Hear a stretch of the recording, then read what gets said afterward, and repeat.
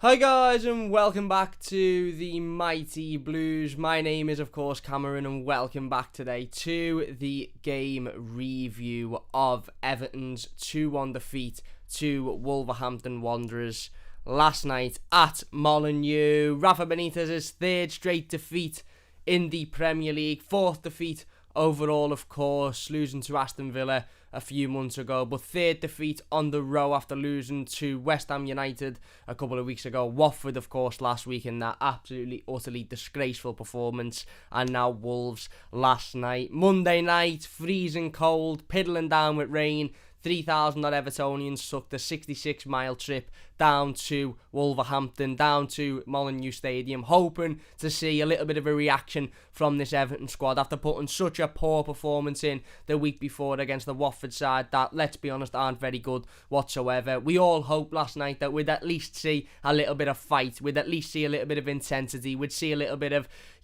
a little bit of something, a little bit of heart, a little bit of desire, a little bit of passion from these players in that royal blue shirt last night. And for that first 45 minutes, it was a complete continuation of the last 15 minutes against Watford last weekend. It was an utter disgrace. Now, yes, we got better in the second half marginally when the manager made the change to take Jean-Philippe Gbamin off and bring on Fabian Delph and shore the midfield up a little bit, but it still wasn't great, was it? Let's be honest. I said in the instant match reaction late last night, early this morning actually, when we sat down and done the reaction, if any other Premier League team was in that situation, if any other Premier League team were 2-0 down and having played awfully in the first half and then got back into the game with a goal with 25-30 minutes to go, they'd have probably gone on and equalised. If roles were reversed and Everton had consoled the first 45 minutes at Goodison Park and Wolves would have got one back with 20 minutes to go, we'd have probably gone on to lose the game. But not Everton. Everton can't just go and grab that second. Everton can't just go and grab that equaliser. We can't just go and give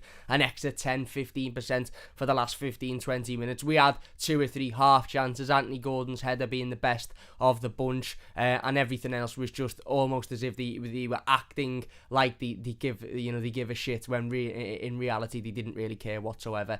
And as the title of this live stream reads, it's about time the players start taking responsibility. It really, really is. Now we'll get into Rafa Benitez and his tactics and his team news, obviously, as we progress in the stream, and we'll talk about the goals we conceded in the first half, etc. And listen again.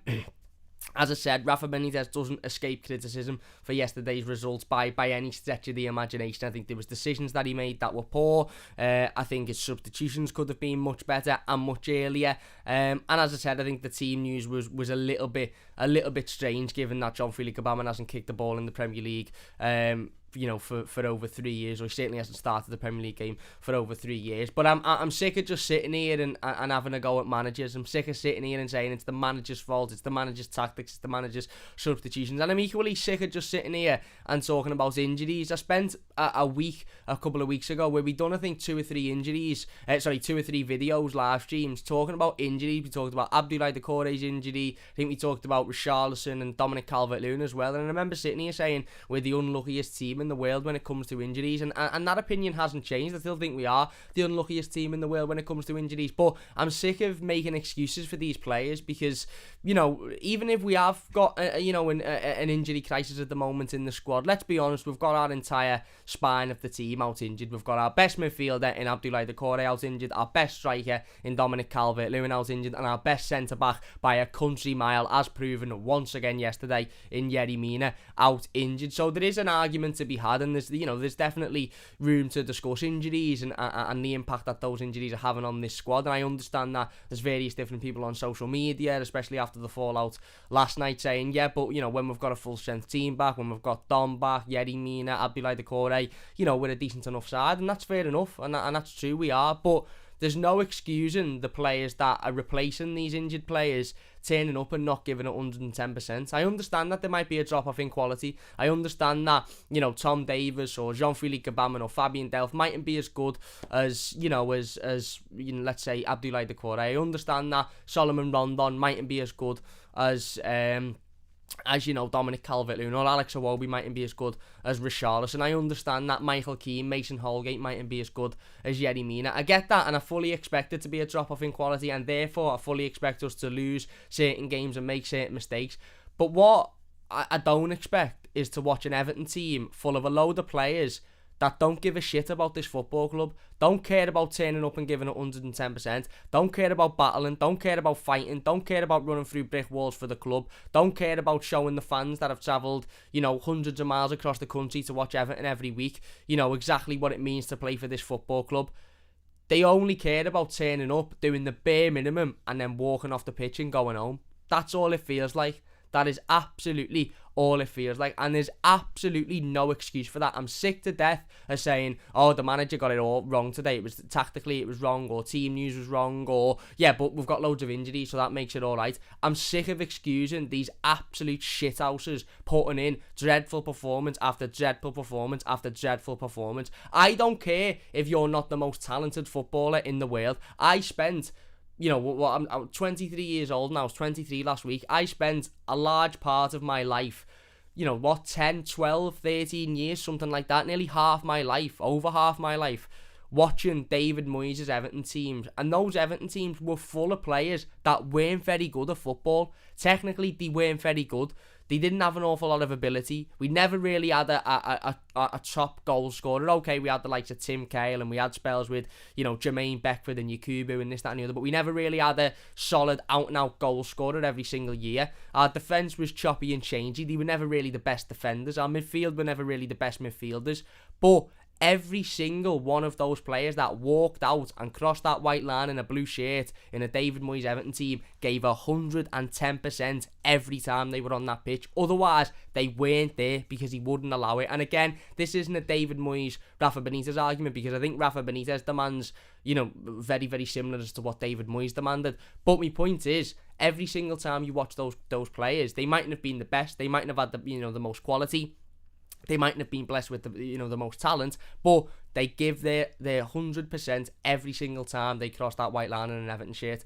And I remember I used to sit there watching those Everton teams and watching those Everton players and sort of thinking that, giving it 110% isn't enough. We need players with quality. We need players with ability. We need players that are going to be good enough to win us trophies. We need players that are going to be good enough to to win us leagues, to have us challenging for European football consistently year in, year out. I remember sitting there thinking, and saying to me dad as a kid, but working hard, running around isn't good enough. We need better players. And everybody at that time was in agreement that working hard wasn't good enough. You needed better quality players. But it's that statement there that I think we all took for granted. It's that classic old saying, isn't it, in life? It can be used in this scenario, it can be used in many scenarios in life. You don't realise what you've got until you've lost it, or you don't realise what you had until you haven't got it anymore. And that's exactly the situation that I feel Everton are in now. And you might think, oh Cam, you're being a little bit deep here, we've lost the game of footy, get on with it. But that's how I feel about Everton at the moment, is that we haven't even got players that give it 110% anymore. We've gone from having players that weren't very good but always give their all to players that aren't very good and don't give a shit. And I just look and I think, if you as a footballer earning tens of thousands, some of them hundreds of thousands of pounds a week on lucrative contracts, living in unbelievably nice houses that the average human being, me and anybody watching this video, won't even ever be able to dream of even staying a night in, never mind living in, day out. Countless amounts of money, ability to buy whatever you want, ability to travel wherever you want in the world, meeting all of these rich people left, right and centre. If you can't even step on the pitch on a match day and do your job to 100% in the best of your ability, then what's the fucking point in even following football anymore? What is the point? And that's how I feel with a lot of players currently in Everton's squad. Yes, we'd be better with Dominic Calvert-Lewin, Abdoulaye Doucouré and Yerry Mina in there, but it's not the fact that the players that are coming to replace those players are, that they're dreadfully bad, and that's the reason why we're losing games. They're not even giving it 110%. They're not. And the second half performance showed that yesterday. The second half, the most frustrating thing about the second half performance in yesterday's game, and we will, again, I'm having a little bit of a rant at the moment, so I do apologise. We will get into the game and the first half and the second half and the goals, etc. in a little bit. If you're watching live, massive thanks to everybody for joining us. We're only 10 minutes in and we've got nearly 40 people watching. That's absolutely amazing. If you could hit that thumbs up button, it would mean a great deal to me. If you're new to the channel, don't forget to hit that subscribe button as well. That would be absolutely perfect. If you're watching live, get involved in the live comments. But the thing that frustrated me most with that second half performance was that it almost showed that the players could give a little bit more. The players could act a little bit more interested. They could give that extra 5 or 10%. So why didn't he do it in the first half? It's all well and good sitting here saying it was because the system changed. It was because Fabien Delph come on and, Jean-Philippe Gbamin come off and that was the reason why. That was the reason why we were so much better. But Alex Iwobi in the first half was utter abysmal. And all of a sudden in the second half, he looked better. Now, okay, he still wasn't great. I know he scored his goal and then he went downhill again, but he still wasn't great. But he looked better. He looked like he was giving a little bit more. He looked like he was working a little bit harder. The defence, all of a sudden, looked a little bit better. They looked like they were giving a little bit more. Ben Godfrey went from being absolutely abysmal in the first half to alright in the second half, as did Mason Holgate, as did Michael Keane. So that's the most frustrating thing about that second half performance, is that did they just turn up in the first half and think, can't be arsed here?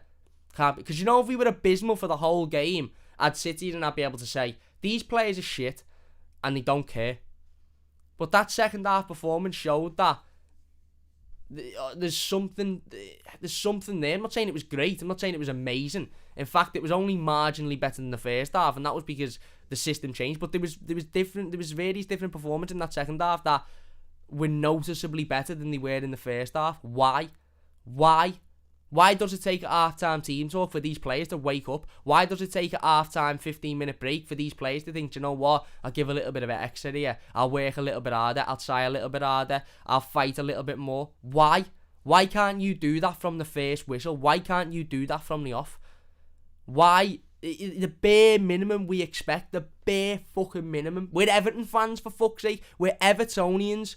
For the last 23 years, we've watched players who can barely kick a footy play week in, week out, season in, season out for this football club. And a lot of them have actually been heavily respected and almost sort of, I don't want to say lauded by fans, but certainly given a lot of time for by fans, because they always give 110%. And it wasn't necessarily about how great of a footballer they were, or how many 35-yard screamers they scored, or how many step-overs they did in training. It was about the fact that every time they went on the pitch, they gave it all and they left it all on the pitch. And yes, sometimes they might have been ripped to bits by the very, very upper echelon of player in the league, because that's just what happens when a good quality player comes up against a not so good quality player. But they always give 110%, always. Leon Osman wasn't technically unbelievable. He was technically very good, but he wasn't technically, somebody you'd say is one of the best players to ever play for the football club.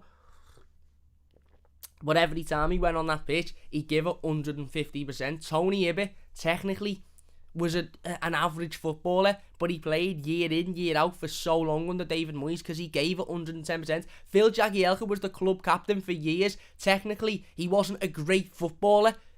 You might disagree with me, but defensively, Phil Jagielka wasn't an unbelievably talented footballer, but he gave his heart every single time he went out on that pitch, or certainly most of the time he went out on that pitch. And there's an entire list of Everton players I could sit here and reel off that if I named, a lot of people watching in the live comments or watching the YouTube video would go, oh, remember him, they were the good old days. But these weren't necessarily great footballers. They weren't necessarily footballers you'd go, bloody hell, they were unbelievable. They were just footballers you'd go, do you know what? I enjoyed watching them for Everton because they give 110%. And even if sometimes they were a bit shite, Phil Neville is the biggest example of it. Phil Neville wasn't a very good footballer, but he captained Everton for years and he played week in, week out for years. And do you know what? That lad gave his all every time he went on that pitch, whether it be slide tackling, whether it be working hard, whether it be screaming at other players. He led a team for years and years and years whilst not being technically very good at football. I feel like now, not only have we got no leaders in this Everton team, we've not got many personalities, but we've not got many players that actually care or actually give a shit. And it's causing a massive, massive, massive divide between the fan base and the squad. A massive divide. I said it last night in the instant match reaction when I come home. I spent the entire coach journey home thinking and feeling like, what's the point anymore? And I know I'll be there on Sunday against Spurs. And I know we'll probably get bounced on Sunday because they've just brought in Antonio Conte. It was an absolutely unbelievable appointment for them. And they'll have that new manager bounce. I understand all of that, but I'll still be there on Sunday. Of course I will be. But I spent the whole 2.5 hour, 3 hour journey, other than half an hour of it when I was asleep, thinking, what's the point? What is the point? What's the point in travelling 60 miles up the country on a Monday night in the pissing down freezing cold rain, knowing you know, I've got to be up as well as the majority of those 3,000 Evertonians had to be up at 6, 7, 8 o'clock in the morning the next morning to go to work. When we do all of that for them to turn up in the first half and act like they're just completely uninterested, they don't care, they're not bothered, doesn't matter, it's just another game of footy, we're still getting paid 100 grand after it anyway, whether we win, draw or lose, doesn't matter. I haven't felt this disconnected from an Everton team, I don't think ever.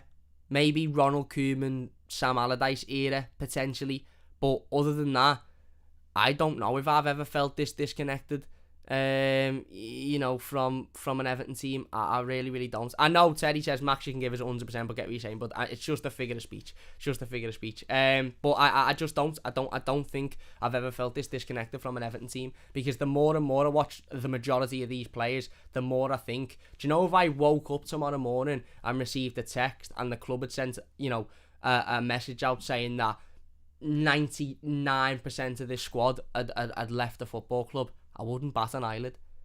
Now, if you'd have said that to me 10 years ago under David Moyes, I'd have been in absolute bits, because even though the players weren't very good, they always give it 110%, and they were, you know, they were adored by Evertonians. This squad, as I said, barring 2 or 3 of them, I honestly wouldn't care. I really, really... I don't know whether that's my age. I don't know whether that's because I've watched the further 10 years of Everton doing absolutely nothing and being absolutely shite. But that is honestly how I feel at the moment. I just don't feel like they care. And yes, there's issues of yesterday that fall down to Rafa Benitez. And yes, there was tactical problems that we will talk about in a second. And yes, there was, you know, parts of the game that, you know, to blame from the manager. And yes, there's massive issues at this football club, that run from top to bottom, the boardroom all the way down to the playing staff. There's massive issues, and there's people from the boardroom all the way down to the playing staff that need to be bounced out of this football club quicker than you can pick up a bouncy ball and lash it at a wall, mate. That's how quick they need to be removed from this football club if we've got any aspiration of getting anywhere within the next 10 years. And I do feel, to be honest with you, like the majority of the board are just asked about getting the stadium over the line and focusing on the stadium, and what's happening on the football pitch is almost like a separate entity. It's like the board are seeming to think, well wait, the football team, no, forget the football team. Look at this boss new stadium we're building, and the stadium's great, and it's exactly what we need, and it's boss and made up, and the communication with it's been great, and everything. Can't fault them on the stadium, but it does almost seem like, you know, instead of sort of focus is switched on onto the stadium, it feels like everything's just moved onto the stadium, and it's almost just sort of like, yeah, forget the football, no one's asked about that, look at this boss new stadium we're building, which is all well and good, but if we're playing League One football by the time we move into it, what's the fucking point? And I'm not saying it'll get that drastic, but you get where I'm coming from. It just feels like a lot of people higher up at the football club aren't really that asked about what's going on the pitch. They're just asked about the stadium, and that leads me to think that a lot of them, once the stadium's built, will be out the club, because they'll sell up, they'll make money on whatever they've put in, and they'll go.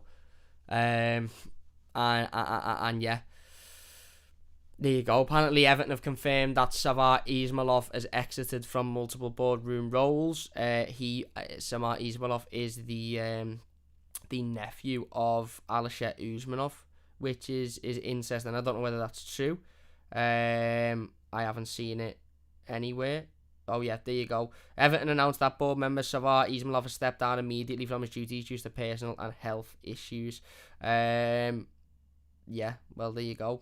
Again, not obviously nothing to do with you know, Everton, Everton's form or Everton's performances.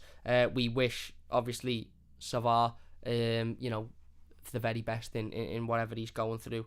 And you know, whatever's going on at the moment, obviously it's something personal, it's something to do with his health, so I don't want to sit here and say and speculate on it. So hopefully, you know, we wish him the best of luck, and hopefully, you know, he can recover and get himself back to a good you know, a good position in the very near future. But yeah, as I said, it just feels at the moment that there's a massive disconnect between the fans, the players, the fans, the manager, the fans, the board, the fans and the club.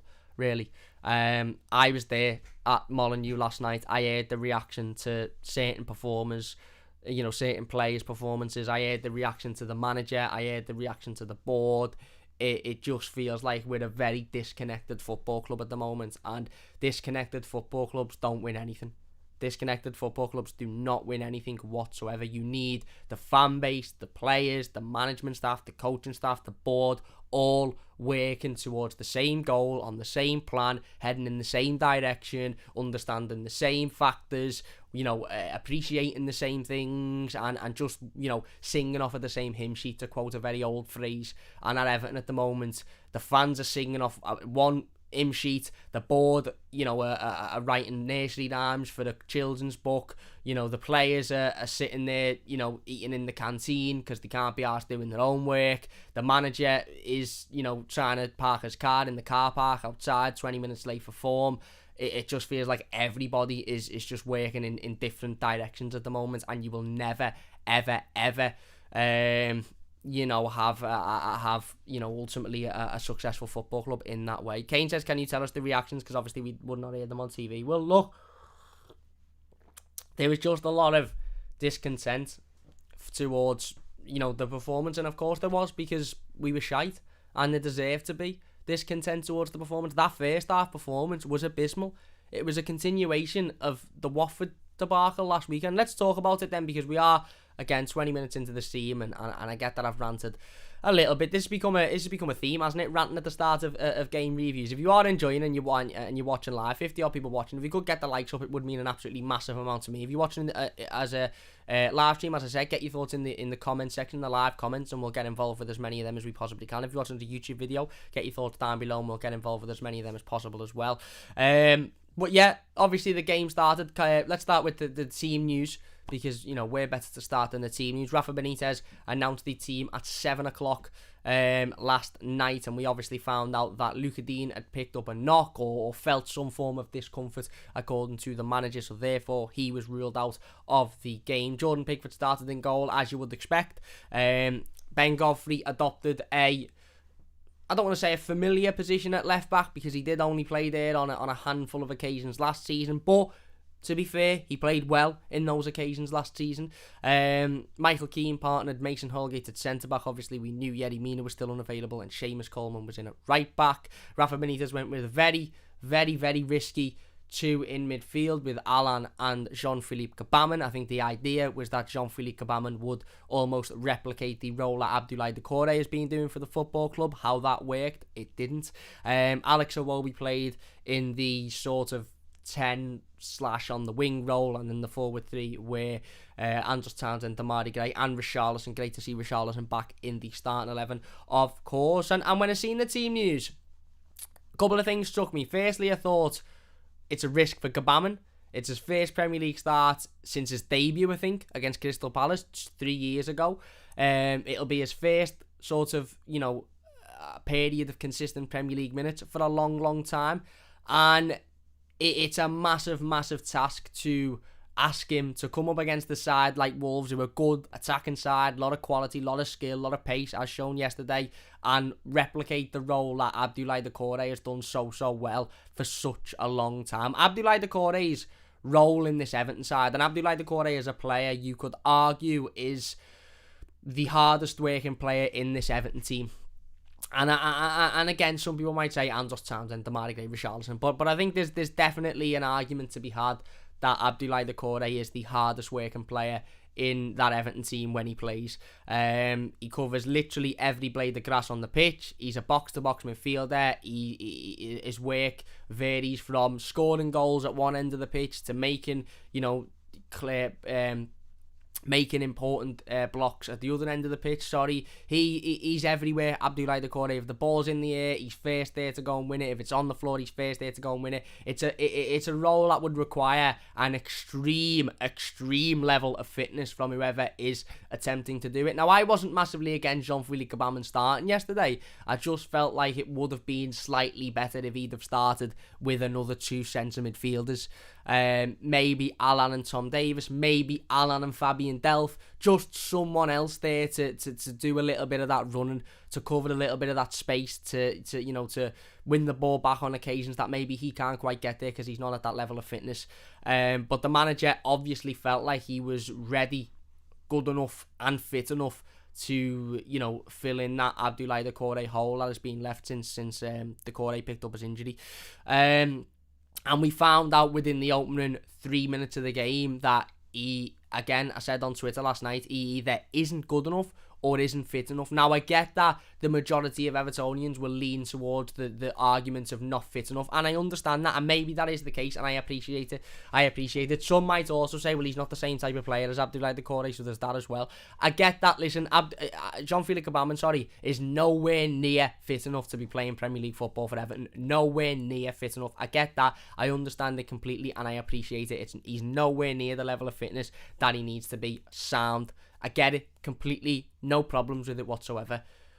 My biggest issue with Jean-Philippe Gbamin last night is that even when players aren't necessarily fit, even when they're not necessarily at that optimal level of fitness that you would like, yes, in that case, you'll see players misplacing passes, you'll see players making rash slide challenges, you'll see players not being able to get to a ball quick enough, you'll see players sort of missing out on a 50-50 because of that, and then we could sit back in hindsight, look at the game and go, listen, he's clearly not fit enough, he's clearly not ready to be starting games in the Premier League. Jean-Philippe Gbamin last night looked like he'd never played football before. Some of you might think I'm overreacting in that, but watching that game in the stands, that lad looked like he'd never seen a football pitch. He looked so overwhelmed, he looked so out of his depth, and I do feel a little bit sorry for him, to be perfectly honest with you. I do, because he was just all over the place, and not in the same, I think when we said, when we sit here on videos and in comments and on Twitter and say we want Jean-Philippe Gbamin to be all over the place like Abdoulaye Doucouré is, I think it's a different type of all over the place. Abdoulaye Doucouré is all over the place in the sense that he covers every blade of grass. If the ball's in the air, he's there. If it's on the floor, he's there. Jean-Philippe Gbamin was all over the place in the sense that he didn't know where he was or what to do. And it was so evident in that opening 2 or 3 minutes that he was just completely off the pace. Alan was having to cover him on a number of occasions, and Alan didn't have his best game, to be fair, but again, I think there was a number of times that Alan was left exposed because he was having to cover the space that Jean-Philippe Gbamin was leaving open. And for me, that was the first mistake that Rafa Benitez made in this game. It was not bringing Jean-Philippe Gbamin off after 10 minutes. Now, I know you might say, yeah, but Cam, he doesn't want to kill his confidence. He doesn't want to make a fool out of him. He doesn't want to make that. But they're the tough decisions that ultimately sometimes you have to make as a manager. Sometimes you have to make a decision where, and that wouldn't have reflected badly on Jean-Philippe Gbamin, I don't think. I don't think we'd have been sitting here going, oh my God, look, get on Jean-Philippe Gbamin, he come off after 10 minutes, he's absolutely shite. It wouldn't have reflected badly on the player. It would have reflected more on the manager making a mistake and then rectifying that mistake within 10 minutes. So I don't even think it would have been a case of sitting here saying, oh, Cam, but he didn't want to bring him off because he didn't want to embarrass him. It wouldn't have embarrassed Jean-Philippe Gbamin because we could all, for me anyway, and I don't know if people agree, let us know in the live comments if you agree or disagree, by the way, and let us know if you're watching a YouTube video if you disagree or agree. But for me, let's say, again, 10 minutes into the game, the ball goes out for a throw-in, and Rafa Benitez brings on Fabian Delph for Jean-Philippe Gbamin. I wouldn't have gone, oh my God, that's embarrassing for Gbamin. I'd have gone, yeah, right, change that. Gbamin should never have started in the first place on his own. Well, in a 2 with Alan, he's nowhere near fit enough. He's off the boil, and you could tell in that opening 5 or 10 minutes, he was all over the place, absolutely all over the place. And sometimes, as a manager, they're the tough decisions that you have to make. Now, you might say, Cam, you're being a bit pedantic, you're being a bit picky, but for me, Rafa Benitez needed to make that substitution. I could see it. I'm sure everybody else could see it. And I'm sure, and I know the other 2,999 Evertonians at Molineux last night could see it, that within 5 or 10 minutes, you could tell he was completely off the boil. He was nowhere near the pace of the game. He couldn't get anywhere near the ball. When he got the ball, he wasn't great with it. He didn't really move it too well. He just shouldn't have been on the pitch. He just shouldn't have been anywhere near that pitch on that day last night. He shouldn't have been there. He wasn't quick enough. He wasn't fit enough. And as I said, there's a massive question mark as to whether or not he's even good enough. because you can talk about fitness and you can talk about, you know, misplacing a pass or not quite being fit enough to make a challenge or get to a ball, but when you're standing around looking like you've never played footy before on a pitch and your positional settings is just absolutely shocking, I question whether or not he's good enough to play in the Premier League, to be honest with you. Maybe that's all because of his fitness and all because he hasn't had a lot of time to play. You know, potentially, again, maybe that's the case, but he just should never have been there. He should never have started that game on his own in a 2 with Alan. And in hindsight, Fabian Delph should have started. But I understand from Benitez's point of view, had Fabian Delph started, fans might have been sitting there saying, why isn't Gbamin starting? What's Delph doing starting? So I get it, but for me, after 10 minutes, he has to make that change. He simply has to make that. They're the difficult changes that can be the difference between you winning a game of football and losing a game. And I'm not saying we'd have won that game of football had Gbamin come off in the opening 10 minutes and Delph would have come on, but we would have certainly looked a lot more comfortable. We would have certainly been structured a lot better, and we would have certainly had a lot more control and a lot more calmness in that midfield had that change have happened. We concede very early on through a chance created by Wolves. Hwang Hee-chan putting the ball into the back of the net and VAR ruling it out for offside. That is second warning for me. First warning is the opening 5 or 10 minutes of Gbamin being all over the place and Alan having to cover him, therefore being exposed. Second warning was the offside goal. Why didn't make a change when Hwang Hee-chan buried that goal, put that chance away and it was ruled offside. Again, massive red flag. We're getting completely overrun here. We're all over the place. The ball isn't getting anywhere near the forward line. The defence are in utter shambles, as they were for the last 15 minutes last week. The midfield are nowhere to be seen. Make a change. Do something before this gets out of hand. It doesn't. The offside flag goes up. There's cheers from the away end, but we all knew, and I'm sure, everybody watching at home, or if you caught the highlights today, I'm sure, you all would have known yourselves. It was never going to change. It was always a case of when and not if for Wolves. They had the goal disallowed for offside. We still looked abysmal. A couple of minutes later, they get a corner.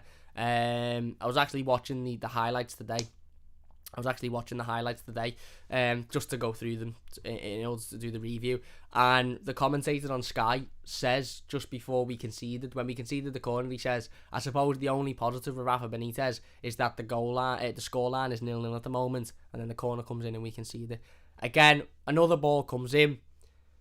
Defence just standing round, not doing anything, not really giving a shit, not really defending, not really doing the jobs. And we concede another goal from a set piece.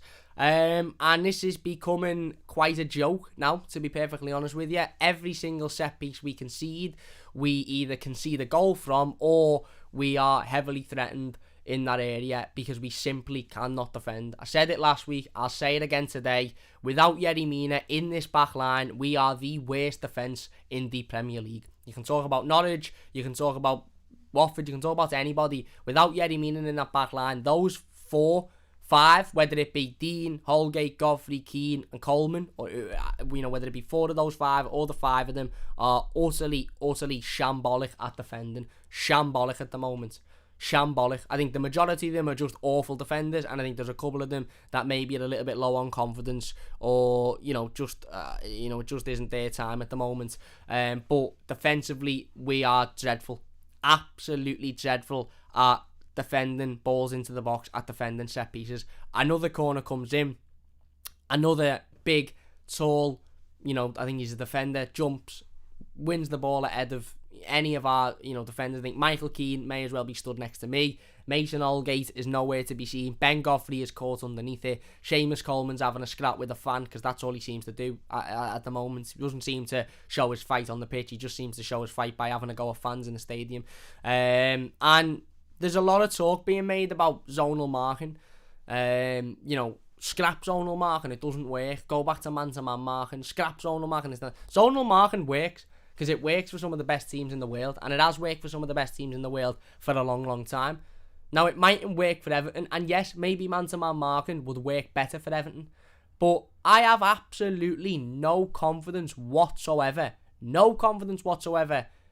in these defenders, in this back line, being able to manage man-to-man marking either, to be honest with you. Because it's not necessarily the fact that zonal marking doesn't work. It's the fact that these defenders aren't doing their jobs. They're not covering their zones. They're not thinking, right, I'm going to go and attack this ball. And it's so evident, because when Yerry Mina's on the pitch, zonal marking sound. There's no issue with it. Because when a ball goes in a dangerous area, Yerry Mina either thinks, right, this is my zone, or he thinks, fuck the zones, I'm getting that ball out. And he clears it, and it's absolutely sound, and we're all sitting here going, yeah, no problems with defending corners. Last year under Carlo Ancelotti, we were brilliant at defending set pieces. That is what probably the biggest credit of Carlo Ancelotti. You can take your derby win, you can take your win at Spurs and this, that and the other. The biggest credit was that he managed to sort the defending of set pieces out. Because before Ancelotti and his son come in, we were dreadful at defending them. And after he's left, we're absolutely dreadful at defending them again. Why we changed whatever was implemented by the Ancelottis is beyond me. Beyond me, because it was working so well. And as I said, we can have a go at zonal marking and say why we need to make, we need to go back to man marking. But if the players aren't doing their jobs, then what difference does it make if a player isn't covered in his zone properly or covered in his man? Am I going to sit here and confidently say, yeah, if we go back to man marking, we'll be boss? But what happens if Michael Keane doesn't sack his man? What happens if Mason Holgate is too busy looking at something else and doesn't sack his man? What happens if Luca Dean doesn't jump and his man gets above him? You've still got the same outcome, conceding goals from set pieces. So I'm not going to sit here and say that zonal marking's amazing and we should stay with it, or that we wouldn't be better with zonal marking. With man-to-man marking. What I'm saying is, I think a large part of the reasons why we concede so many set pieces is because players don't do the jobs properly.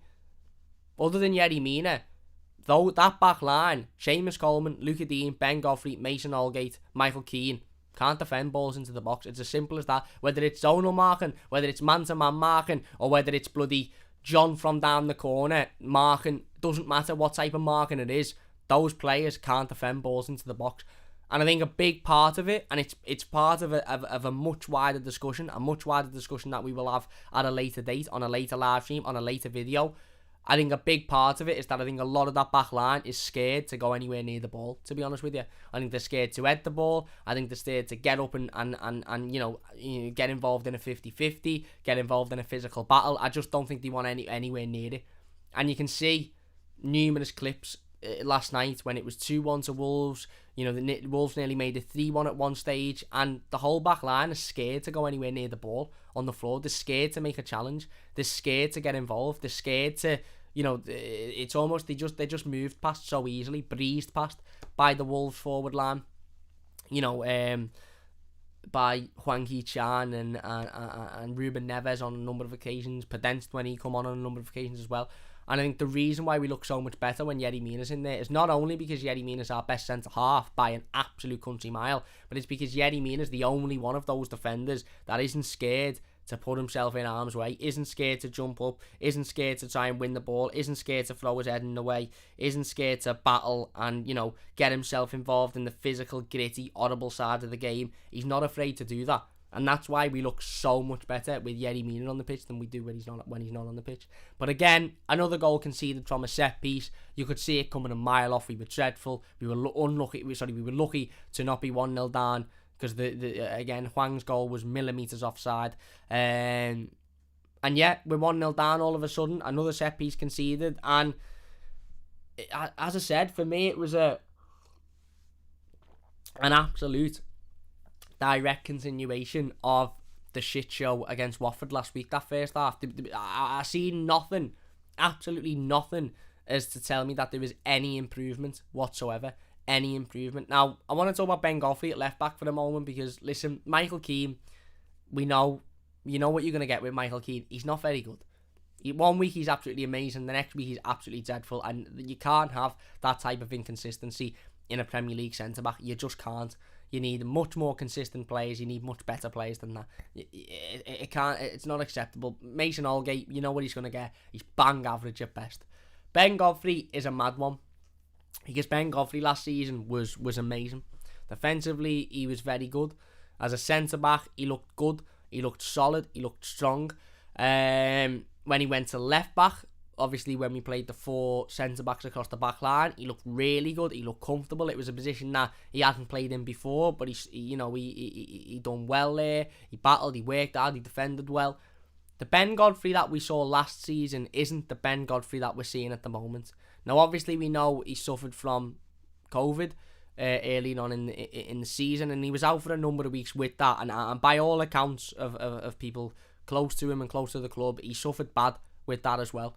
In terms of illness and struggling to get back to match fitness, and obviously we know the virus, it attacks the chest and those regions and stuff like that. So for a player of his physical capability, for something to come along and attack that, it's obviously going to take some time to recover from it and to get back to where you were before it come along.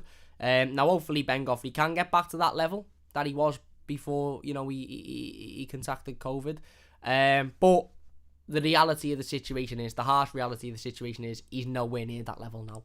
And the Ben Godfrey that was really solid, looked really confident, really good as a centre-back last season, that moved to left-back and again done really well, battled, worked hard, covered his position well, isn't the same Ben Godfrey that we're seeing at centre-back now, and therefore played at left-back last night. So it was a massive risk. I get that Benitez didn't have anybody else, because ultimately Nazim Kunku is out on loan at the moment. Thierry Small decided he wanted to leave in the summer. Luca Dean picked up a knock, and he was probably looking at Ben Godfrey thinking, you played there on a number of occasions last year, you were decent, so you're going to go in. But it's clear that Ben is nowhere near the level of fitness that he was last season, and he's nowhere near as good as he was last season. If we're being brutally honest with ourselves, and let's be brutally honest with ourselves, he's nowhere near as good as he was last season. If you're enjoying, by the way, please hit that thumbs up button. 80 people watching. If you could get to 50 likes, that would be amazing. If you're watching and you're enjoying, please hit that like button. Don't forget to subscribe if you're new as well. That'd be absolutely brilliant. If you're watching the YouTube video live, get your thoughts in the live comments. We'll get involved with as many of them as we can. If you're watching the YouTube video, leave your thoughts in the comment section down below. But he's just not as good. He's not as good as he was last season. Now, yes, that might be because he's not at that level of fitness that he needs to be. Yes, that might be because he's still recovering. Yes, that might be because he needs a little bit more time. He needs a little bit more match fitness to get back there. But it's very, very clear that that period of time he was out, and the reason he was out, has ultimately had a massive effect on his football at the moment. I think he's struggling with confidence, if I'm being perfectly honest with you as well. He doesn't look like a player who's very confident whatsoever. He looked really confident last season. Every time he was on the ball, every time he jumped up for the ball, he just looked really assertive. He looked like he was, again, as I said, he just looked like he was very confident, whereas this year, he doesn't. He doesn't look like he's confident whatsoever. And ultimately, he made another mistake yesterday. As I said, we're 1-0 down. We're being completely overrun. The manager still hasn't. At this point, Jean-Philippe Gabama may as well be stood next to me singing Everton tunes, because he was literally of no use on the pitch. And yes, I feel sorry for him. And yes, I'm not saying it was his fault and I'm not digging him out, but I'm saying it how it is. That's exactly how it is. Whether it's Benitez's fault, the player's fault, whether he's not fit enough, not good enough, that's exactly how it is. He was useless in that first half. Useless. Alan, again, as I said, was leaving himself exposed because he was having to cover Gabama, and that was leaving us exposed in the midfield. Defence were all over the gaff at this point. Wolves were getting forward at will. They were walking through us. Now, this is a Wolves team, by the way, who were good. They're a good side, Wolves. They are a good side. They're not great. They're not amazing. They're not unbelievable. They're not a team that you look at and go, these will challenge for the Champions League this season. These will be challenging for the league. Before this game, they'd won 4 games, drawn 2, and lost 4. We'd won 4, drawn 2, and lost 3. So we had a better record going into this game than they did.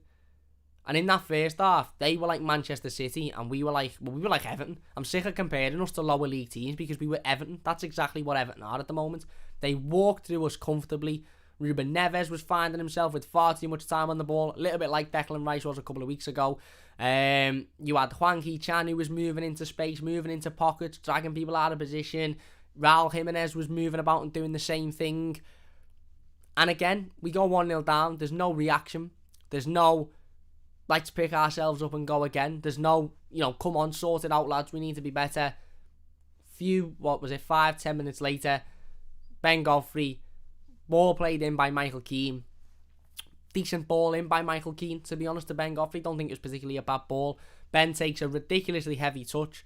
And the irony is with the second goal is if Ben Godfrey actually takes a better touch and moves it outside, he's got a load of space on the left-hand side to run down and move into some space and maybe put a cross in or get the ball into, Damari Gray or Alex Iwobi. But he doesn't. He takes a ridiculously heavy touch inside. He plays a absolutely dreadful back pass to Mason Holgate. And, yeah, Raul Jimenez gets in behind Mason Holgate, dinks it over Jordan Pickford. At this point, by the way, I forgot to mention, Jordan Pickford has already made 2 or 3 absolutely top saves to deny Wolves. At 0-0 and at 1-0, he made a couple of absolutely massive saves to deny Wolves from extending their lead. Dinks it over Jordan Pickford, and ultimately it's 2-0. Raul Jimenez, who for the entirety of that first half an hour, 35 minutes, was finding pockets of space, was moving the ball well, was passing it off to other players, gets his chance. And listen, as I said, for me, blame falls on both players. Ben Godfrey takes 99% of the blame. Firstly, the touch is absolutely shocking, and secondly, the pass back is awful. It's as weak as piss. It's got about as much power as a jet wash with no petrol in it. It was just absolutely weak as shit, the pass back to Mason Holgate, and it was massively negative as well. As I said, if he'd have took a better touch inside, he'd have been down that left hand side.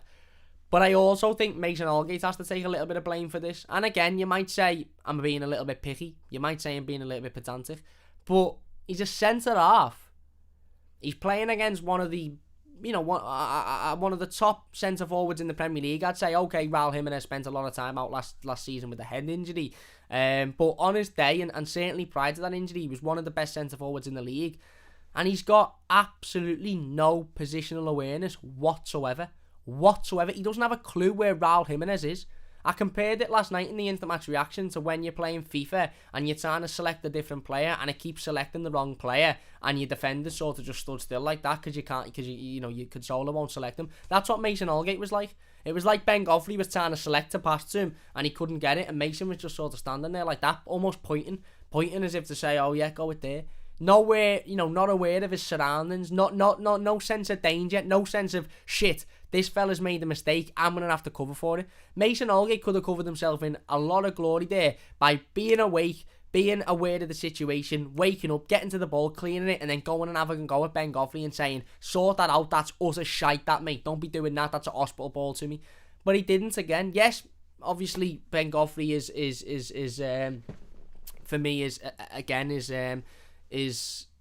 a fault for the pass back, but Mason Holgate is absolutely nowhere near the level that he needs to be at, and this is a lad who ultimately has played Premier League football now for the last 4 or 5 years, has been in Everton's team for the last 4 or 5 years, and still yet positional wise he is utter dross.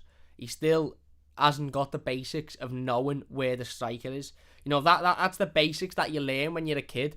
When you're a 6, 7, 8 year old kid and you're training to be a centre half, the basics that you learn is always be aware of where your attacker is, always be aware of where the striker is. If a ball gets played into you, always be aware of your surroundings, so you know whether you can take a touch, you know whether you need to pass it off quickly, you know whether you need to clear it, you know whether you've got time to move with the ball. Always be aware of what's around you.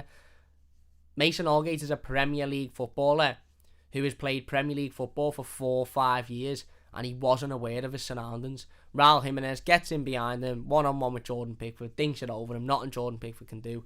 And we're 2-0 down, and ultimately, we go in at half-time, having witnessed, for me, one of the worst performances since last week. But no, seriously, again, as I said, it was a direct continuation of the Watford debacle.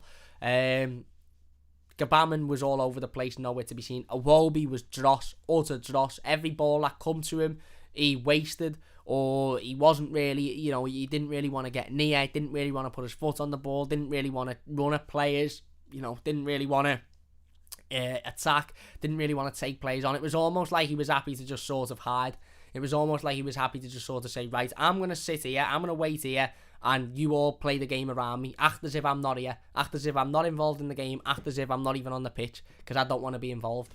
It was embarrassing. Damari Gray, I think, had probably his worst game in an Everton shirt. He was poor. Granted, he worked hard, as did Andros Townsend, but he was poor. There was nothing into Richarlison, so he couldn't get in the game. As I said, defensively, Seamus Coleman, we'll go on to talk about him in a little bit. Godfrey was poor. The back line, it was only really Jordan Pickford that you could say could have walked off at half time feeling like he'd had an half decent game. The rest of them, Alan was everywhere, but it was because, I think, of trying to cover Gabaman. But still, he was all over the place. And yeah, we go in 2-0 down. Just an utter shit show. Players, you'd sort of hope that there'd be a reaction. You sort of hope that, after that debacle last week, they'd at least come out and, be at it from the off.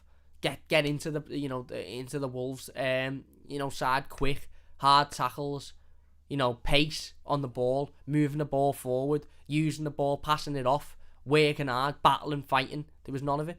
There was no determination. There was no aggression. There was no desire. There was none of it.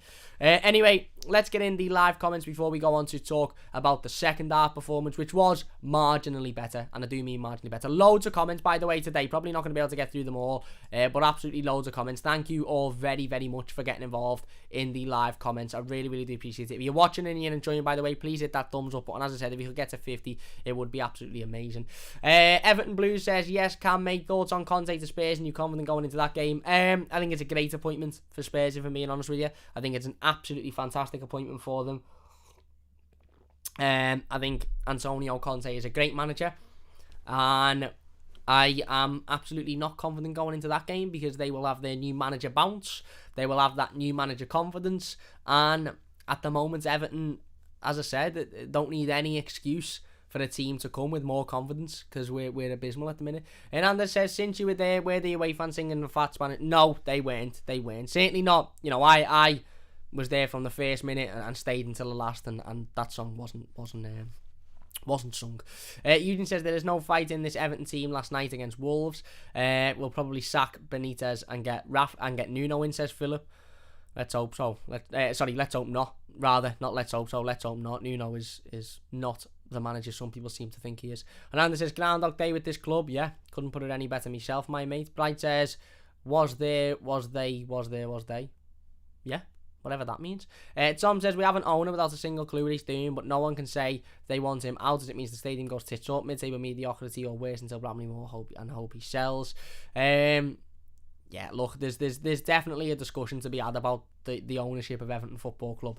Not just Farhad Moshiri, but various other members of the board that I honestly sit there on a daily basis and think, what the fuck do you do? What does your day-to-day workload look like? And I can almost guarantee that the majority of the day-to-day workload of the majority of those board members, not one 10-minute period is about the football on the pitch. I can almost guarantee it. Joseph says, crap lad, yeah mate. And Anders says, this happens every year though, and we never learn the lesson. No depth in this club at all. Yeah, I'd agree, mate. Everton's next 3 games of this month is a game against Antonio Conte Spurs, and we have to play City away in Brentford. Yeah, where do we pick up our next 3 points?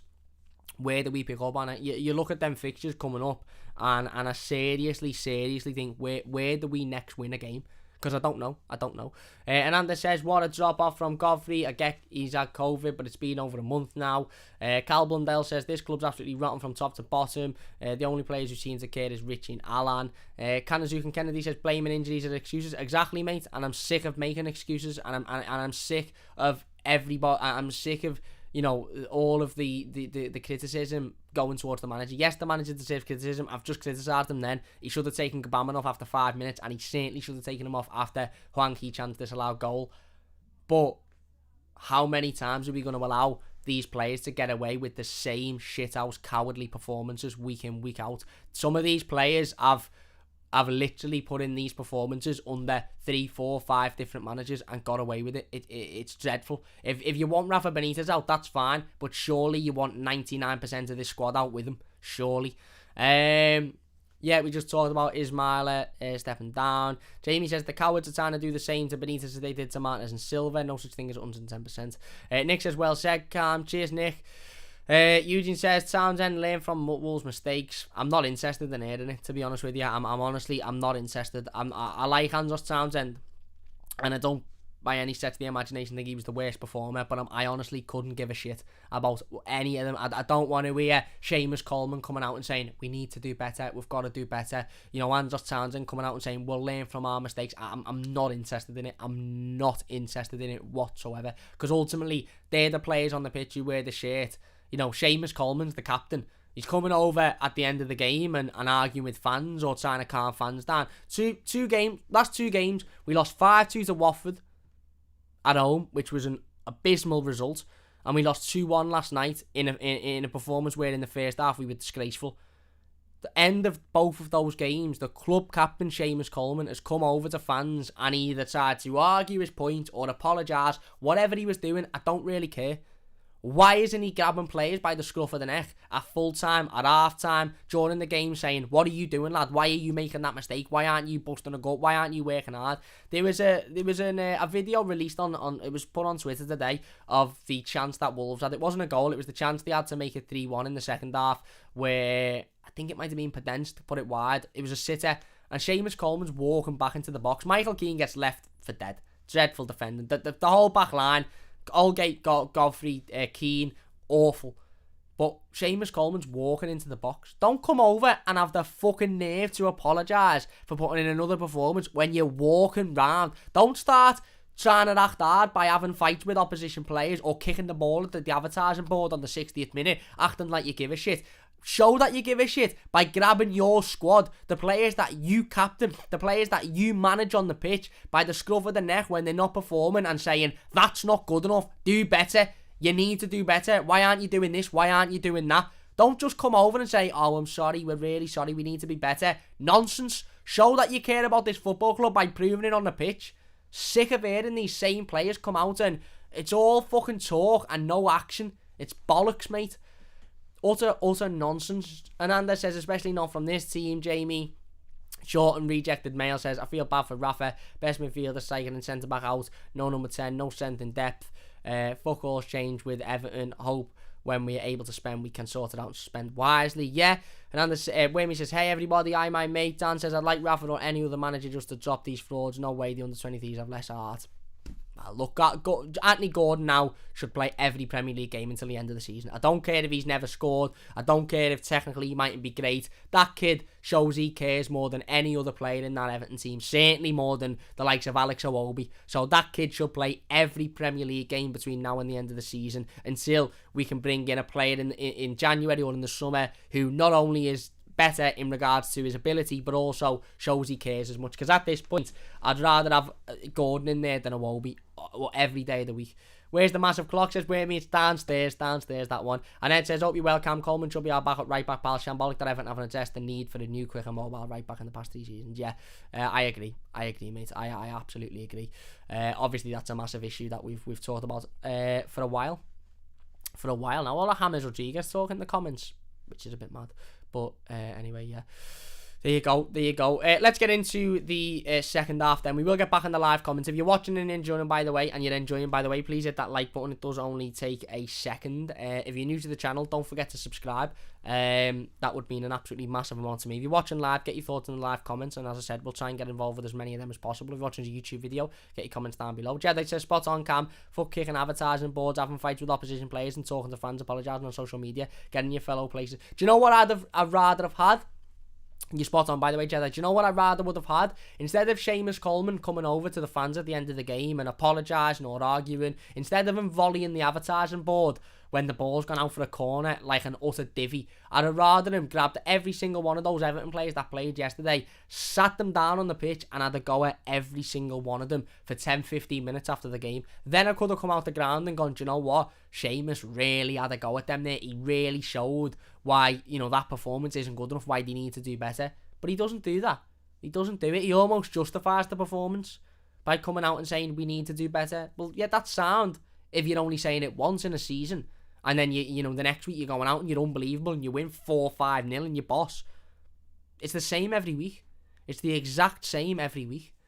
Dennis says Coleman needs to show passion on the pitch instead of picking fights with players and giving the fans stick. Yeah, spot on, mate. I'm bored. I'm bored of this attitude that Seamus has got at the minute, to be honest. I've got no time for it. I've got no time for it whatsoever. I love him as much as the next Blue. I think what he's given to Everton has been amazing. I think he's been a fantastic servant, but don't start acting up and acting like you give a shit if you're not going to bollock your players for making mistakes. You know, show you give a shit by captaining the team. You know, don't just act like you care by having a little bit of an argument with fans or with opposition players when we're losing a game. Nonsense. Anyway, into the second half then. As I said, Rafa Benitez makes a change that should have been made 5 minutes into the game. Jean-Philippe Gbamin comes off, Fabian Delph comes on at half-time, and all of a sudden the game changes, flips on its head. Everton all of a sudden seem a lot more comfortable. We have a lot more control. Alan is a lot more comfortable moving the ball forward, winning the ball back. I never thought I'd see the day where I'd sit here and say that, you know, Fabian Delph has come on and changed the game of football for Everton and is ultimately man of the match for doing that. I never thought I'd see the day where I'd sit down and say that conversation. I mean, 4 or 5 weeks ago, the majority of Evertonians wanted Fabian Delph out the football club for not caring and not being good. And to be honest, I still don't want Fabian Delph to stay at the football club, because for the majority, 99% of his time at the club, he's bled us dry, and he's been nothing but a burden. But yesterday, he come on and he changed the game, and credit where credit's due. You have to give him credit for that. And in hindsight, as I said, which is a wonderful thing, as we know, he should have started. He absolutely should have started. He come on and he just shored it up a bit more. He offered a bit more movement in the midfield than Gbamin did. His positional sense was a lot better than Gbamin's was. He obviously is fitter than Gbamin is, even though he's never fit himself. He's obviously fitter than Gbamin is. And he also allowed Alan to be a little bit more expressive. He allowed Alan to, I suppose, not have to worry about, you know, doing the role of two players as much. Alan was able to, again, move a little more forward, you know, pick the ball up, move it forward confidently, put in some good tackles, and ultimately Alan in the second half was a lot better than he was in the first half because of the introduction of Fabian Delph. But as I said before, again, the most frustrating thing about the second half performance is everybody sort of picked himself up. Alex Iwobi, for the opening 10 or 15 minutes of the second half, looked lively. He was picking the ball up, he was moving forward with it, you know, he was winning it back, he was all of a sudden trying to take players on, he was all of a sudden trying to, you know, beat players, trying to create chances, trying to score goals.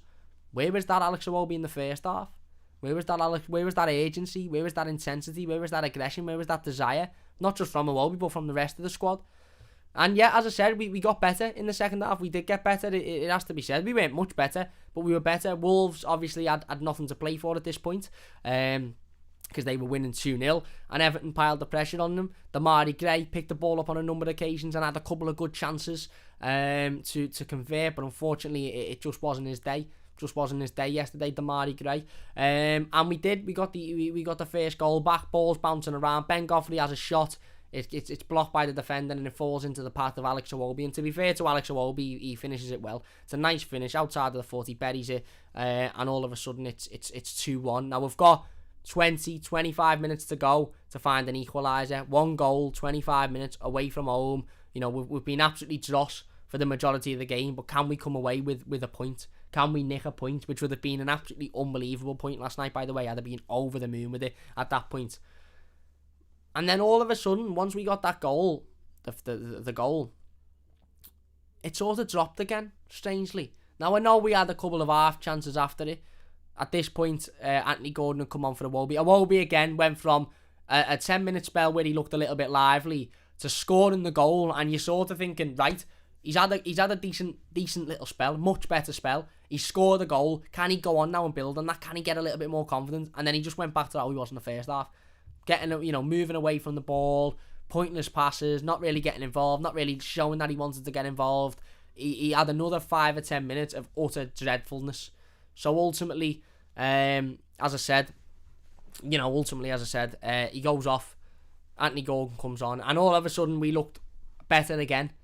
Anthony Gordon provided that grit, that determination, that desire, that almost, grit, fight, passion to want to get back in the game. We get a corner, comes in, Anthony Gordon gets up, really, really good header, keeper makes a really good save, and then it's millimetres away from Mason Holgate getting on the end of it and equalising. Again, Anthony Gordon having an instant impact. There was one moment, a couple of minutes after he'd come on, where, I can't remember which Wolves player it was, but one of the Wolves players had the ball coming down our left-hand side, and Gordon come over and just shoulder barged them off the ball and won it back, and it was a great shoulder barge, won the ball back, no foul, and it lifted the crowd, it lifted the away end, it lifted the mood of the place and the team. This is a 20-year-old lad who's come off the bench to change the game, and we're needing him, not Michael Keane, the 28-year-old centre-half who's an experienced Premier League player, not Seamus Coleman, the captain of 10 years, not, again, Alan in midfield, or Alex Iwobi, who's a seasoned Premier League player. A 20-year-old lad we've needed to come on and put a little bit of a harsh challenge in to lift the mood. How desperate are we getting? But anyway, Anthony Gordon come on, as I said, he worked really, really hard. He had that chance, it was unlucky. He had a couple of other chances where he put a couple of good crosses into the box. They were defended ultimately. Solomon Rondon come on. Didn't do anything. I don't think he even touched the ball, to be honest with you.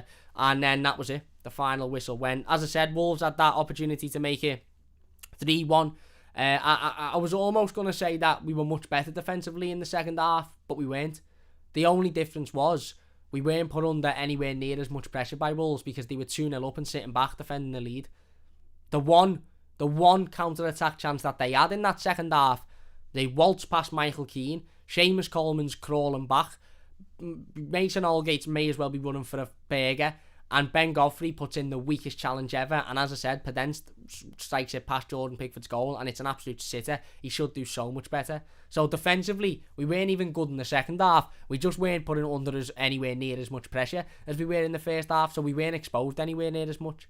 But the midfield was better. Delph come on, he showed it up. He made a couple of good challenges himself. He picked the ball up, he moved it forward a couple of times. He changed the game for us ultimately yesterday, Fabian Delph. He changed the game. But we still got back into a game with 15-20 minutes to go. And I said before, and I stick with this point. You might say this is ultra negative, but I stick with this point. Roles reversed, and Everton are 2-0 up and cruising in the first half at Goodison, and Wolves score with 20 minutes to go. They equalise, potentially even win that game. We don't. We had that one chance with Anthony Gordon, and even after the Anthony Gordon chance, we still had 10 minutes, if you include stoppage time, to go before the final whistle. And did we try and create much more? No, not really. Did we try and get the ball forward an awful lot more? Well, we lumped it forward. I mean, Wolves play with 2 or 3 big centre-halves, physical players that are good in the air, players that are dominant in the air. And all as we did was lump it forward. We didn't try and play it along the floor. We didn't try and play it into Richarlison. We didn't try and play it into Demarai Gray. Okay, Demarai Gray got 1 or 2 opportunities where it was played into him, and he should have done better. He didn't have his greatest of games. But we were just lumping it up, and Wolves were just dealing with it all day long. In fact, you know what? I lied. Wolves had 2 chances in the second half. 1, Podence missed. 2, the second one, Mason Holgate makes a ridiculous challenge. Now, some would say it was a great challenge because it wasn't in the box. For me, it's not. It's not a great challenge whatsoever. It's a stupid challenge, and I think Mason's very, very lucky that it wasn't inside the box. In fact, I don't think Mason Holgate even knows whether it's inside the box or not. I think he just makes it and then sort of is relieved at the fact that it was outside the box. Ridiculous challenge, and it sums up Mason Holgate. Sums him up. No composure. No real quality. Just a bang average player who will make mistakes. Almost seems like he's gone backwards. He was that type of player when he was 18 years old. And then he grew and he become better. He become more confident. He become more assured. He stopped making stupid mistakes. And you sort of thought, okay, he's grown up a little bit here. He's gone backwards. He's regressed since then. And yeah, as I said, Wolves see it out. The game ends 2-1. It's another disappointing defeat. Arguably, most disappointing thing is the fact that we actually showed a little bit more in the second half. Benitez made the tactical change. I do think Benitez takes flack and criticism because for me he should have took Obama off after 5 minutes. In fact, he should never have started him in a 2 with Alan, but he should have taken him off after 5 minutes, even starting him. But I think a lot of flack, a lot of responsibility, a lot of criticism has to go to the players. I'm sick to the back teeth of allowing players to get away with these gutless, dreadful, disgusting, pathetic performances week in, week out, and coming out with the we must do better, we know what we need to do me a favour. If you want Rafa Benitez out, and some fans do, then I really hope you want the majority of that squad out with him, because the majority of them are cowards who don't give a shit about this football club. You know, tens of thousands, hundreds of thousands of pounds a week. The minimum I expect is them to give it 100% when they put that blue shirt on. The minimum I expect is them to run through brick walls. Don't have to be the best player in the world. Don't have to be the most technically gifted footballer. Don't have to be unbelievable at playing football. Just give it 110%. I could give it... I'm shit at footy. I'm absolutely shit. But if I put that Everton shirt on and walked over that white line, I would give it 100%. I mightn't be very good. Mightn't be able to pass the ball. Mightn't be able to score. Mightn't be able to defend. But I give it 110%.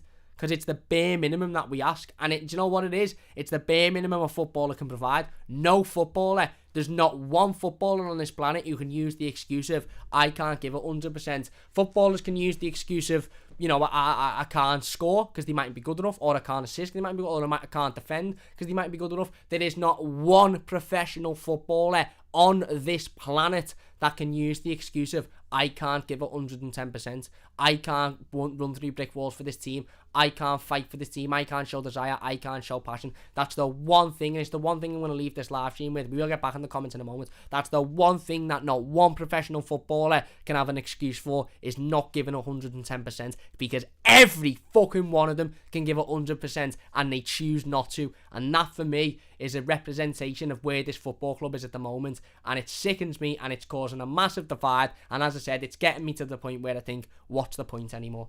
What's the point? Anyway, let's get into the live comments before we finish up. We won't be able to get through all of them because I do have to go down for tea. Having another birthday tea for my sister's birthday. But I'll get through as many of them as I can quickly. Eugene says DCL debut on Sky. Yeah, by all accounts, Dominic Calvert-Lewin was boss on Sky yesterday. As I said, I was at the game, so I didn't see it. But by all accounts, he spoke really well.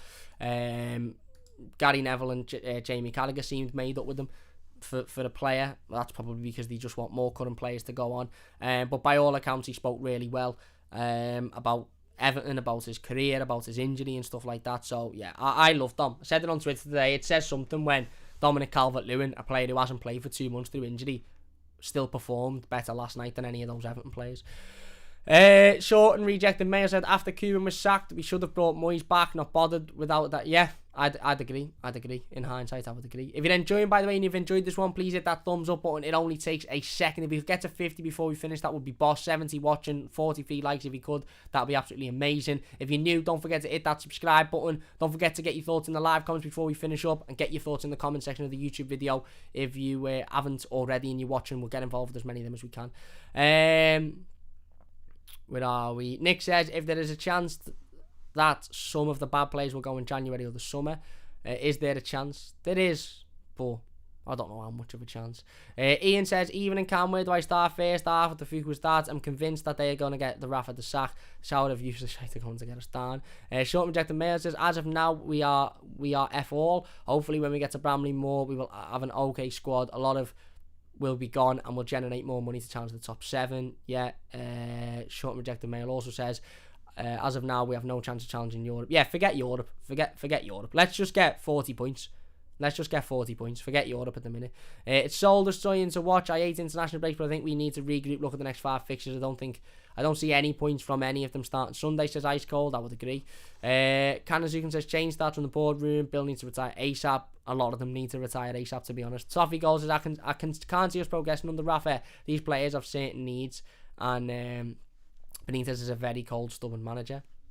Well, at this point, I'd rather see the players go than Benitez. I'd rather see most of those players walk out than Benitez, because I don't think sacking Benitez solves any issues. I think moving a lot of these players on will solve issues. Not every issue, because there's issues at the board level and there's issues throughout the club that the players have got no responsibility for, but there's a lot of issues on that pitch that the players have responsibility for. How long do you think Benitez will last? Truth is, mate, I don't know. Decisions have been atrocious in this club over the last 5 years, says Toffee Goals. Bobby says, bring Tom Davies back. It's been the same without him for 11 days. Lee Dyke says, we had a defence with a tactic that worked last year. Rafa changed it and we are shite. However, these are Premier League players. They should be able to adapt. Yeah. Ian says, one good thing, mate, we'll have the best stadium in the Conference League. Sack a lot of them and start again. Give Rafa a few transfer windows. Maybe we can stop being depressed. And Joe says, surely the players would remember the corner marking tactics from last season. Why not just copy it? I honestly, I don't know. I just don't know, because yeah, it would make sense, wouldn't it? Because we absolutely got it nailed down. But I don't know. Anyway, let's have a look at some of the most recent comments before we finish up. Crimson says we should have won. I thought last night. Could have had 1, maybe 2 first half, and yet Wolves could have had 4. But we should have gotten a point. Maximum should be better in every opportunity. We probably should have got a point out of it. But that first half, Wolves could have easily been 4-0 up in that first half. You know, if Hongi Chan is a couple of yards onside, then they'd have had 3. They could have gotten, arguably another 1 or 2. So yeah. Cam says, Bright says, Cam, what's happening? Gamba says the centre backs were bad, and at this point, who do we have to take over after Yerry Mina leaves? Nobody, mate. Nobody. Crimson says people need to get to Finch Farm and riot. These players need to wake up. Gamba says if Benitez leaves, so is more than half the players. Well, yeah. It's Brands says lights up the darkness. Brands has got a lot to answer for as well. But he won't, because he doesn't do interviews. Jada says Hasenhüttl and Moyes get 100% out of their teams every week, by the odd 9-0 loss like Southampton. Yeah, and again, but would Moyes come in and get 100% out of these players? I don't know. I'm seriously starting to think that it's just the players. It's just the players. Toffee Blues, I don't actually think you are the actual Toffee Blues, are you? I don't think this is John. He says Cam needs to get the sack. Cam Rafa needs to get the sack before the Liverpool game. I don't think he does. Because as I said, I don't think sacking Rafa Benitez solves any issue whatsoever. If the players are going to go with him, then whatever. But it's not going to happen. Team full of Morgan Schneiderlin, says Jedi. Andy says the tactics may have been wrong, but the players were running around like kids in a nursery all over the place. Yeah. Crimson says, how can we get punished? Got no domestic cups anyway, or anytime soon. A fine is like pouring a cup of water into the Mersey. Pointless. Gotta rip FFP up, I agree. And a golfer says, just swerve FFP and spend big in January, accept whatever punishment comes our way. City and others have done it and got away with it. Yeah, and you know what, worst comes to worst, we'd get sent back down to the Conference League and everything would be sound, because we wouldn't have to stress every week. And Crimson says, yeah, can though terminate a contract, you have to pay the next 6 months wage with FFP. I don't know whose contract we're talking about ripping up there. No one's getting their contract ripped up, let's be honest with you. Anyway, look, we're going to finish it there then. I appreciate that we didn't get involved with all of the live comments. Once again, I want to thank everybody for putting their comments in. I really, really do appreciate it. If we didn't have to dart, I'd literally sit here all night happily and read through the comments and have conversations and happily be here for another hour, 2 hours. But unfortunately, I can't. So I do apologise about that one. But a massive, massive thank you to everybody for leaving comments, and a massive, massive thank you to everybody for watching live. I really, really do appreciate it. If you have enjoyed this one, please hit that thumbs up button. I know it wasn't the greatest game yesterday. I know it wasn't the greatest rules, and I know it hasn't been the most positive live stream. I suppose positives we can take from it is Fabian Delph was good. Richarlison was back in the starting 11. Anthony Gordon will hopefully now play every game because he just deserves to and needs to. And yeah, our coach only broke down 10 minutes away from home this time instead of halfway through London, so that's a positive, isn't it? But no, look, if you have enjoyed it, please do hit that like button. I will be back over the next couple of days because I want to talk further about the attitude of the players and how it needs to change and stuff, because I think it's a topic that deserves its own live stream and deserves its own discussion, because it's something that needs addressing ASAP. If you've watched this YouTube video, get your thoughts in the YouTube comments down below, and we'll get involved with as many of them as we possibly can. Adam says, hi Cam. Hi Adam. Sorry mate, a little bit late. Jedi says, thanks Cam. Cheers. Eugene says, Everton need a good FA Cup run in January. Let's hope so. The golfer says, can we get paid for going to the games and putting up with the shite we do? We should get refunded for watching that yesterday. Ollie says, if the call is out, we need 3 in midfield because we're getting completely overrun. I agree. Crimson says, later lad, have a good dinner. I know your sister has a good birthday. Thank you very much. Light of the Darkness says, take care mate. Cheers. Football Editor says, Delph was actually decent. He was. And Uden says, see you about the toffees. Yeah, big thanks for watching. If you've enjoyed this one, leave a like. As I said, massive thanks to everybody watching in the live comments. If you're watching this YouTube video, leave your thoughts down below and we'll get involved with as many of them as we can. We will be back hopefully tomorrow with another live stream talking a little bit more about Everton at the moment and what needs to change. But anyway, big thanks for watching. Leave a like if you've enjoyed it. Subscribe if you're new. And we'll see you soon on the Mighty Blues. Cheers for watching. See you after.